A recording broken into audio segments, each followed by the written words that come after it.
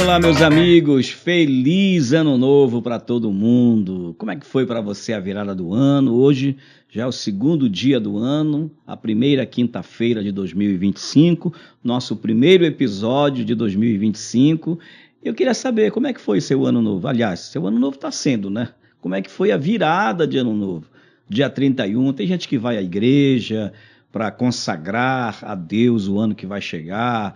Tem gente que faz seus mais diversos rituais. Como foi para você? Eu espero que tenha sido muito bom e que o ano de 2024 tenha sido, por mais que tenhamos tido muitos desafios, mas que você tenha conseguido superá-los e tenha chegado inteiro no final do ano. E agora, nesse início do ano, cheio de vontade de trabalhar, de realizar, de superar desafios, de criar novas alternativas para uma nova jornada, para uma nova rota da sua vida, dos seus planos, dos seus sonhos.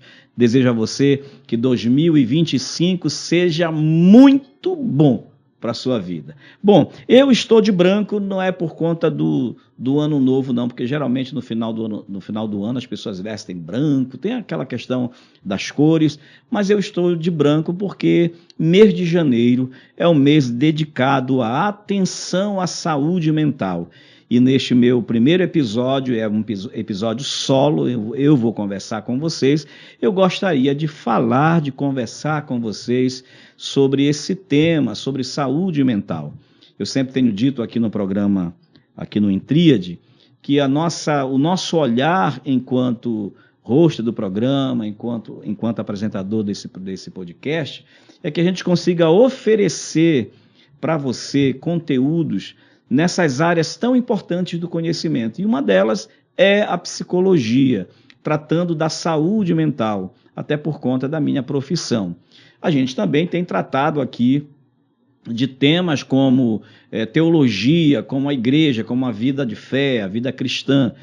Também temos tratado aqui no programa sobre empreendedorismo, sobre comunicação, sobre administração financeira, sobre música, enfim, a gente consegue, através dessa temática, o Intríade, desse tema do programa, do nome do programa, caminhar por essas dimensões do conhecimento. Mas eu quero conversar com você num episódio curto, solo, falando sobre saúde mental.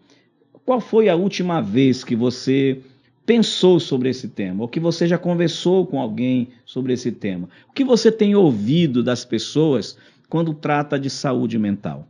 É importante eu ouvir um dia desses de um pastor amigo meu, falando que às vezes alguns líderes da igreja, alguns pastores, que começam a ler sobre o tema dos mais diversos transtornos da mente, sobre psicologia e a vida realmente como ela é dentro aí desses ambientes onde os pastores transitam, que é a igreja e as famílias, e se deparam, portanto, com pessoas em sofrimento psíquico, e eles começam a estudar e, de alguma forma, começam a querer atuar como se fossem psicólogos, né? E acabam esquecendo que essa área da saúde mental, ela tem profissionais que cuidam dela. Não estou dizendo com isso que o pastor não tem a responsabilidade de conhecer, de ler, de saber sobre o tema. Ele só não pode atuar como psicólogo se ele não for. E esse meu amigo disse, olha, uma pessoa pode estudar, ler, pesquisar muito sobre câncer, mas ela não pode oferecer tratamento para o câncer. Então, o que é que o pastor faz? Ele prega sobre o assunto, ele ensina sobre a responsabilidade de dar atenção, ele faz encaminhamentos, né, quando ele percebe ali dentro do seu ambiente de atuação que tem pessoas que estão com sofrimento, com adoecimento mental e que precisa muito mais, claro, além das orações que a igreja faz, que o pastor faz, as orientações, o aconselhamento, que ele precisa ser encaminhado a um profissional da saúde mental. Bom, dito isto, vamos pensar no seguinte, o texto lá de 1 Tessalonicenses, capítulo 5, versículo 23, o apóstolo Paulo, de maneira muito sábia, ele diz, o mesmo Deus da paz vos santifique em tudo, e o vosso espírito, alma e corpo sejam conservados íntegros e irrepreensíveis na vinda de nosso Senhor Jesus Cristo. Aqui ele usa uma tríade para falar do ser humano. Ele faz essa distinção, essa tricotomia aqui, corpo, alma e espírito. E a gente começa a perceber que há, sim, alguns investimentos feitos dentro das famílias para o cuidado da saúde do corpo.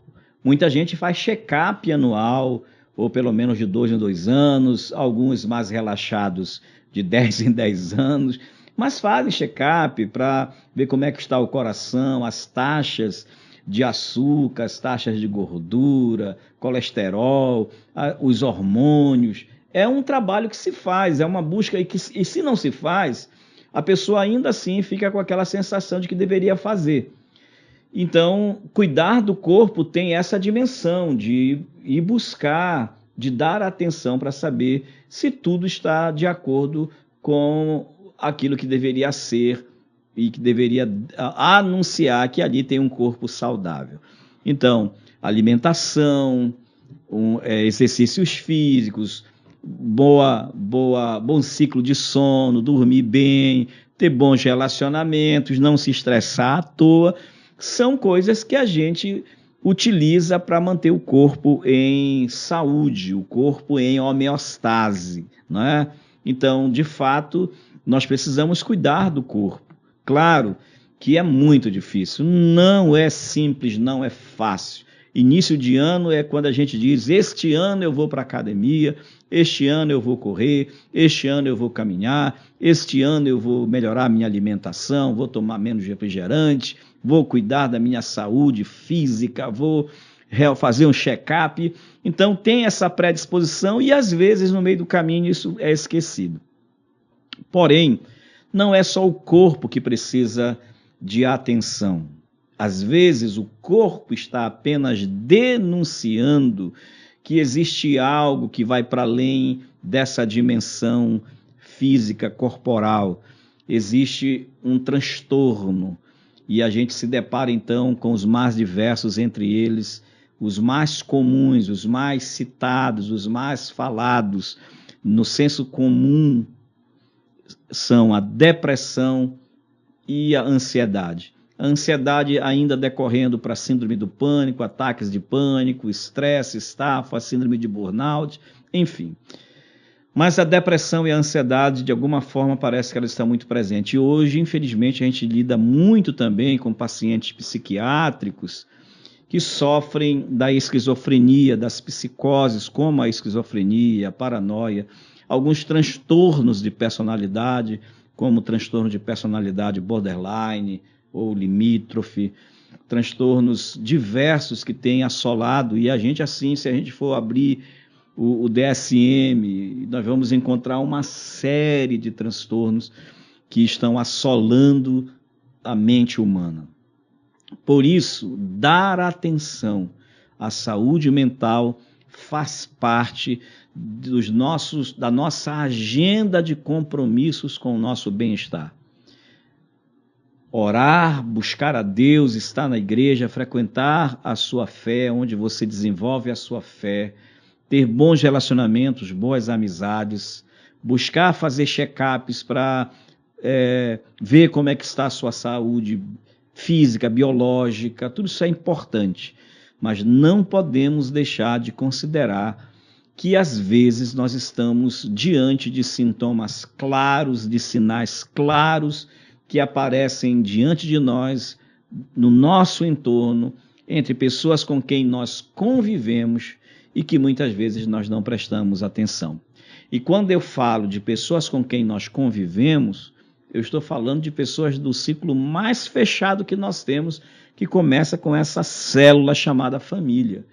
Aqui dentro dessa relação, às vezes marido e mulher, filhos, às vezes marido, mulher, filhos e os parentes mais próximos. Aí você encontra sintomas, sinais de pessoas, de alguma forma, apresentando um transtorno, e você não tem a obrigação nenhuma de diagnosticar ninguém, mas tem sim de, tendo observado que ali aparece, por exemplo, uma tristeza prolongada durante algum tempo, uma tristeza intensa, que parece não ter uma causa, um nexo de causa ali, uma razão clara daquela tristeza, mas aquela pessoa que antes era tão feliz, tão comunicativa, tão alegre, que vivia motivando as pessoas, de repente entra numa dimensão de tristeza que você não consegue entender, e aí a pessoa perde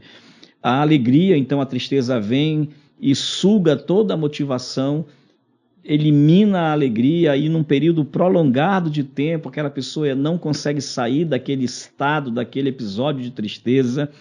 A pessoa às vezes tinha muito interesse em determinados temas, em determinadas atividades, era a pessoa que montava o rolê, que ajudava as pessoas a se encontrarem, que mobilizava todo mundo para ir jogar um vôlei, jogar um futebol, ou jogar um videogame na casa do colega, e reunia e comprava pizza. Aquela pessoa que era, de alguma forma, o promotor da turma, de repente perde o interesse de participar, e aí todo mundo convida, ela não vai mais, não tem mais interesse, começa a faltar o trabalho, começa a perder a concentração, já não tem mais capacidade de focar, mesmo quando antes ela era uma pessoa tão focada, tão concentrada, tão responsável, quando se lançava um trabalho, agora ela começa a apresentar algum tipo de desconcentração, de dispersão, tem dificuldade, começa a haver uma alteração no seu ciclo do sono,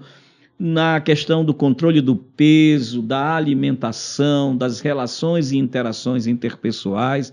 Você então começa a perceber que ali existe um comportamento, existe um modo de viver que está incongruente com aquilo que aquela pessoa é e sempre apresentou ser. Nesse momento, não é que você vai pegar um carimbo e vai carimbar a pessoa dizendo depressão. Você está com depressão? Não. Mas, no mínimo, nesse mês em que a gente pensa sobre esse assunto, e não é só para pensar nesse mês de janeiro, mas o mês de janeiro é o mês que a gente abre para você, ao longo de todo o ano, continuar pensando sobre o tema. É o mês que você deve, de repente, dizer, poxa, deixa eu chamar esse meu amigo, esse meu irmão, a minha esposa, tenho sentido você assim, assim, já pensou em procurar uma ajuda profissional?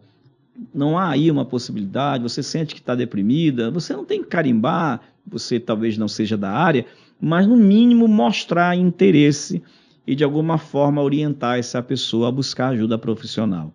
Se você confia naquela pessoa que tem lá na sua região, às vezes no pastor da igreja, sabe que ele tem uma visão um pouco mais atualizada sobre a vida cristã, não é atualizar a Bíblia, mas atualizada sobre a vida cristã, ele consegue enxergar também pelas lentes da própria questão social, da própria questão psicológica, e que você, ao levar essa pessoa, ele vai fazer esse encaminhamento, caso ele veja que ele seja, e quando eu falo encaminhamento, é orientar a pessoa a buscar ajuda de um profissional da área da saúde. É para isso que a gente está aqui falando sobre esse tema.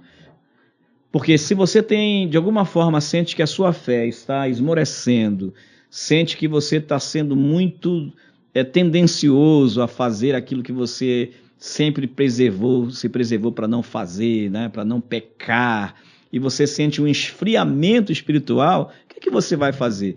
Você vai buscar o pastor, o seu conselheiro, o seu discipulador, e lá ele vai orientar você, vai orar com você, vai propor para você, de repente, um programa de orientação, de discipulado, de aconselhamento, de oração, de devocionais, para reanimar, para reavivar aí a sua fé e a sua vida espiritual. Isso é o seu espírito.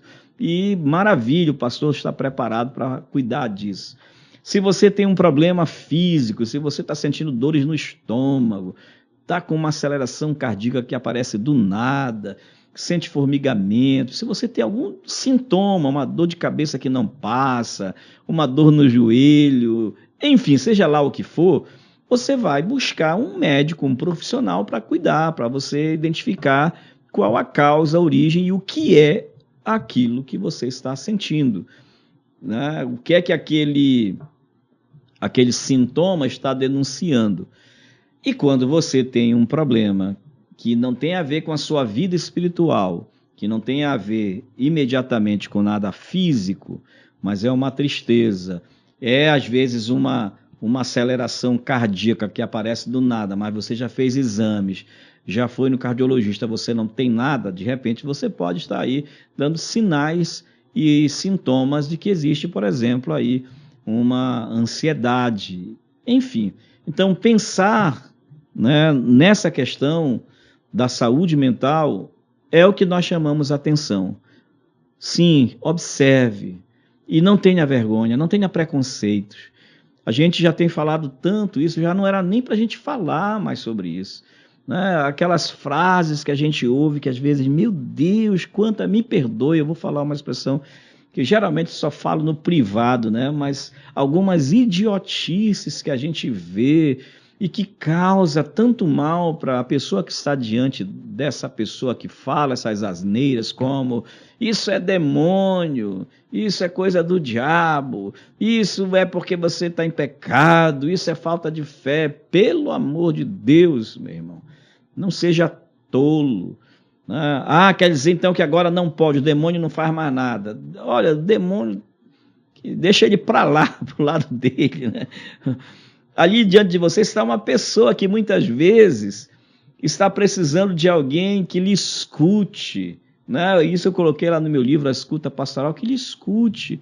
Se você tem autoridade de Deus para expulsar demônio, o demônio não vai nem ficar perto de você. Quando a pessoa chegar, se ela tiver com o demônio, ele nem entra na tua sala. Tem gente que precisa discutir com o demônio para ele sair, não discuta com o demônio, enfim. Mas não estou aqui para falar de demônio nem das questões espirituais, estou falando aqui de saúde mental.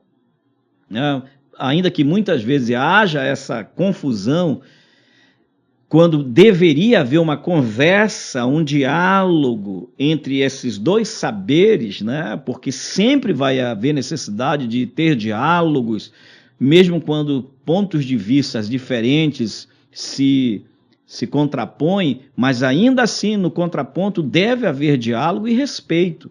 Então, falo agora, né, não só como pastor, mas especialmente como psicólogo, da importância de você dar atenção, de você observar e de você amparar, de você ajudar. Não é fácil, é muito complicado. Eu sei que lidar com as questões da saúde mental é muito desgastante para quem sofre de todos os sintomas, para quem é de alguma forma atingido e afetado pelos sintomas, como para as pessoas que convivem, que estão próximas. Não é fácil, a gente sabe disso. Mas a família, o entorno, tem um papel gigantesco para o bem viver dessa pessoa.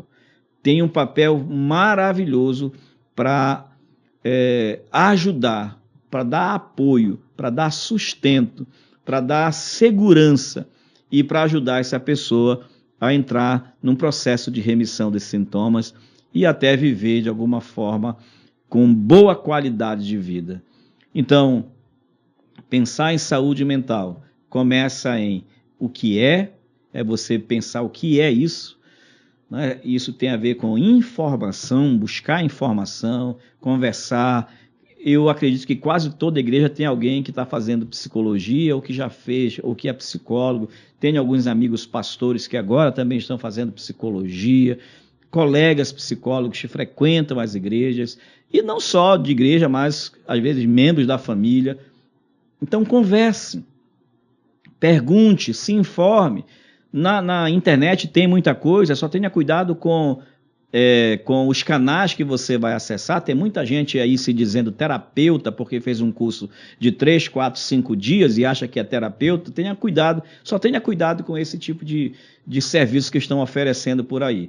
Existem psicólogos, psiquiatras que estudaram 5, 6, 8 anos fazendo a graduação, a pós-graduação. Aí às vezes aparece uma pessoa que fez 8 dias de um curso e acha que pode, sou terapeuta, eu vou curar a depressão. Cuidado com esse tipo de de proposta. Pensar em saúde mental começa em saber o que é. E isso tem a ver com pesquisa, com busca, com conversas, conversar com profissionais, com gente que entenda, para você se inteirar sobre isso. Segundo, tem a ver com tendo base, tendo o mínimo de conhecimento sobre o assunto, observar no seu entorno, observar as pessoas que lhe cercam, com amor, com empatia, com cuidado, observar não para ser um Sherlock Holmes da saúde mental, né? Sherlock Holmes da saúde mental, né? Um detetive que vai, aquela pessoa está assim, então ela tem isso. Pá, não, ninguém dá diagnóstico assim, mas é para você fazer observação. Por exemplo, em setembro, tem o Setembro Amarelo, que quando se pensa a respeito de preservar a vida, então se trabalha na prevenção contra o suicídio, você também pesquisa isso, se intere sobre isso, para que você possa dar suporte a alguém que em alguma conversa tenha dito, eu não aguento mais essa vida, eu quero morrer, eu quero desaparecer, um dia eu vou sumir, ninguém vai me ver, quero tomar um remédio que eu durmo e nunca mais acorde. São sinais de uma pessoa que está em extremo sofrimento e com ideações suicidas.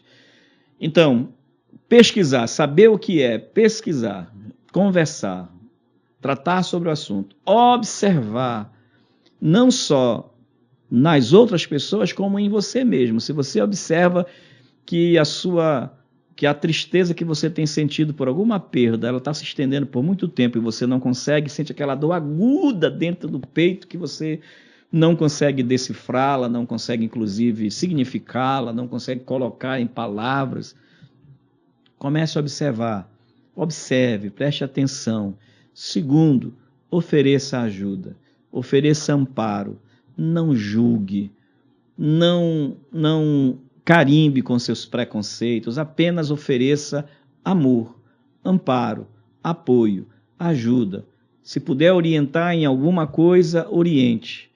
Se é necessário que você sente como cristão que pode orar por essa pessoa, ofereça a sua oração, mas não deixando transparecer que você é quem realmente pode orar, porque a pessoa não está em condições de orar. Não, apenas ofereça sua vida, seus braços, seu abraço, seu aconchego, seus ombros de forma larga, para que essa pessoa possa ter segurança de dizer, eu tenho alguém, eu não estou sozinho. Então, pesquisar sobre o tema, observar e oferecer apoio. Isso são 3 coisas tão importantes e que neste ano de 2025 nós tenhamos muita gente preparada para acolher, para abraçar, porque infelizmente o índice de pessoas adoecidas com algum tipo de transtorno da mente tem aumentado tanto, a ansiedade, a depressão e tantos outros que decorrem disso.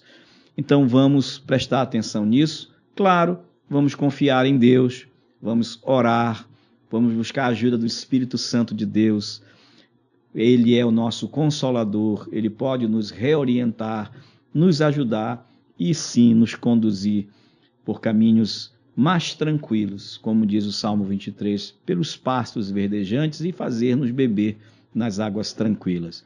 Que esse ano de 2025 seja um ano de superação, seja um ano de conquistas, seja um ano em que você seja sarado, tratado dessas mazelas que você tem sofrido.